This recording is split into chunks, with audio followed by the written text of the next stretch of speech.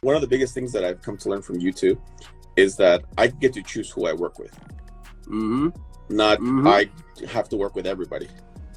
Let them know, bro. Yeah, because it's like, sometimes you don't have to work with some agents, like, to be honest, and sometimes the clients too, you can fire them. Sometimes you don't need it. Sometimes it becomes toxic and, your life gets all messed up because of this one file that you can't close because of this one client that doesn't want to do what you're telling them to do. Talk about that for a second, Art. Have you come across that where you connected with a potential referral partner, right? But it became toxic and, you had to come to a point where like, hey man, I'm not with you no more, dude. Like, I'm cool. I'll cut this off, even though you could probably send me money, right?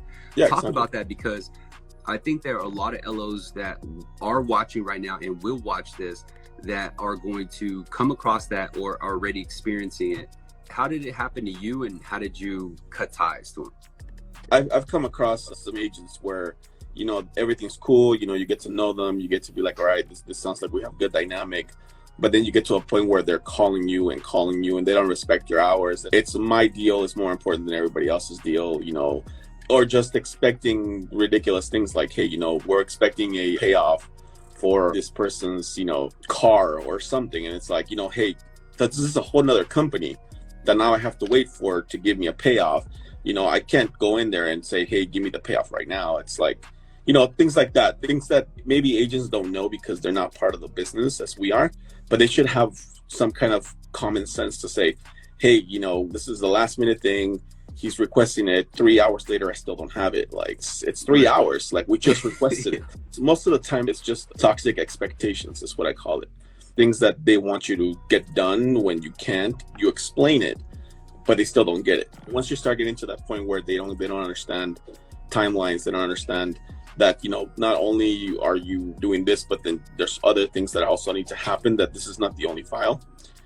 Once you start seeing that, it's just when I cut ties. I'm like, look, you don't understand the business well. You think that everything is done for you quickly. And I don't know where you learned that from, because, every lender has things that happens, Right. And my favorite line is, my other lender does it faster. It's like, well, what are you doing here? Yeah. I like that, man. And sometimes you just got to be that cut and dry. You know what I mean? Yeah, it's just straightforward. And, the way that I always let them down is like, hey, look, I enjoyed working with you. It's just my dynamic and your dynamic and how my business works. It just doesn't match. And, if you ever need anything, let me know. But as of right now, I can't continue doing business with you. And that's it.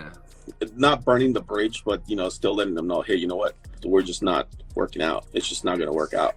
Yeah, man. Because some realtors or referral partners, they could be Patels too, right? Yeah. They want you to walk on water for them. You know what I mean? Yeah. And they expect it, and they threaten you and say, well, if I'm going to send my business to you, you got to do this and that. And you don't need to fold to that, man. There's a lot of realtors out there. There's a lot of business out there, right? So be very protective of your time, and that's solid.